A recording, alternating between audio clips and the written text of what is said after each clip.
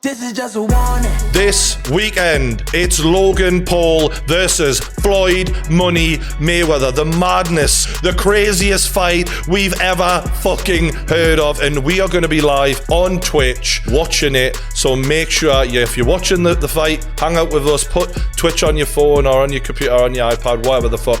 And make sure you get involved. Join us in the chat. Let us know what you're thinking during the stream. And I hope to see you there. Oh, it's fucking hot. Is it hot where you are? Let us know in the comments. It's fucking boiling. Welcome back to the True Geordie Extra channel. And do you hear about that lad, that YouTube kid? What's his name? Jake something or other. The one who's he's having the boxing matches. Him. He's having another fight. You know. Do you know who against? Oh, probably some Khan, is it? Yeah, probably another easy one, is it? I mean, I seen the last one. It was some wrestler, retired wrestler. This probably would be an easy one, is it? It's former undisputed welterweight champion of the world, Tyron Woodley. Just another easy fight, isn't it?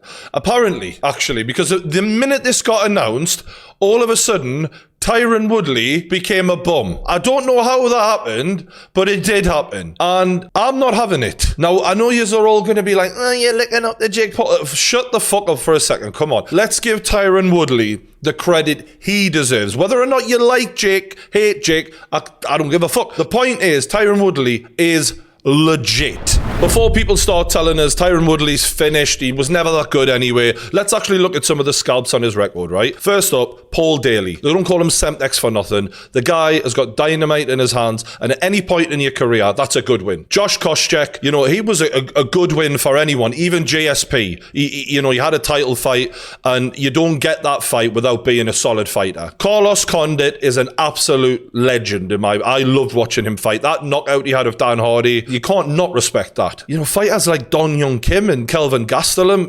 Kelvin Gastelum gave Adesanya one of the hardest fights he's ever fucking had. Robbie Lawler, my God, he is a Hall of Famer, and Woodley knocked him out. Robbie Lawler. This is not, I don't want to hear anything about lack of power in his hands, any critique like that. Like Woodley, you can criticize him, but what you can't say is he's not a great fighter. The guy was a great UFC fighter. And even after winning the title, Stephen Wonderboy Thompson, a really complex striker who was very difficult to figure out, and he played it perfectly. Thompson is one of the elite strikers in MMA in his prime at that time.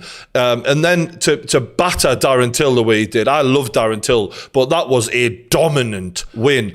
And then we're going to hear all the things about, Dana White saying, he hasn't won a fight in a few years. Yeah, I said Woodley's 40 and hasn't won a fight in 3 years. That's because he had a murderer's row of opponents because the UFC didn't like him. So they gave him constantly hard opponents. Kamaru Usman took the title off him. Didn't finish him. Yes, Usman was the better man, but Usman's probably the best welterweight ever, in my opinion. Gilbert Burns, again, went to a decision, lost it, but Gilbert Burns is elite. Colby Covington, all right, he kind of got finished in that right at the end, but that was through a rib injury. To go the distance with Covington, Burns, and Usman and not get finished, you are up there. Even now, he is up there now. And obviously, Vincent Luque, what was that? A submission, sorry. So the guy, all right, yes, he lost his last 4 fights, but he fought elite level competition. I can't believe just because the UFC are worried that they'll lose some face if Jake Paul wins, that they're throwing him under the bus. Tyron Woodley is an absolute UFC welterweight legend. There was talk when he was in his prime of, is he as good as JSP? I don't think he is. I never thought he was, to be honest, but that is how good he looked. So all of a sudden, from people to be calling him anything other than a great fighter is bollocks. You don't do to Darren Till what Tyron Woodley did unless you're great, because Darren Till is a no mug and he's a top fighter, and Woodley schooled him. And just for context, the year that happened was the year Jake Paul started learning how to box. That should give context at the mountain of a challenge Jake Paul has undertaken here. If we were to go back then and tell people, by the way, in a couple of years, Jake Paul, who's fighting Deji this year, will fight Tyron Woodley, who's just smashed Darren Till, your mind would be blown. No one would believe it. I know people don't like Jake Paul. Fair enough. You don't have to. But this deserves some fucking respect. Like, if you can't respect this, you're blinded and you're just a hater. And nothing Jake Jake Paul ever does will ever be good enough for you. Because for me, even if he loses this fight, this deserves respect, even just getting in there. The guy is probably like top 5 welterweights in the UFC ever. People want to criticize Jake Paul, and I get it. I know you don't like him. Your call, absolutely fine. But if you're going to have a go at him for padding his boxing record, let's remember that every fucking boxer ever has done that. And let's look at what most boxers' 4th fight was.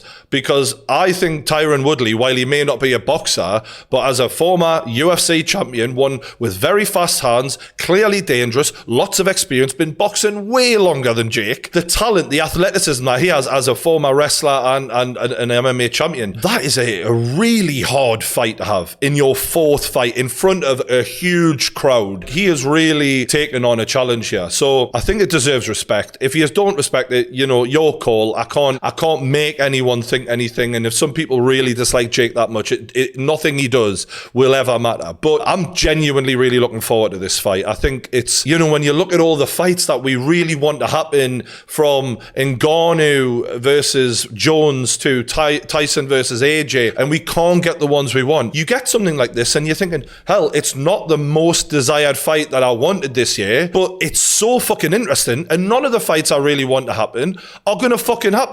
People wonder why the whole boxing world are always talking about Jake Paul, is because you're not giving us what we actually fucking want. You know, the boxing promoters are fucking it up. Jake is capitalizing on a period of boxing where people are so disenchanted with how many fights we don't get. And Logan too. Like, for all people might think it's a freak show, it's interesting. It's a bit of fun. You know, fuck it. Let's enjoy it. It's a show. And that's what these two lads get. This is show business as much as it's a sport. We are going to be entertained by this fight. There's just no two ways about it. And this is the fight where we will see what level Jake is at. You know, I very much doubt Jake is going to come in and immediately, you know, knock out Woodley. And I think we're going to get more footage to really gauge what's his defense like. What is it like when he is tested more? Because we haven't really seen that from him, where someone else is putting the pressure on him and hitting him.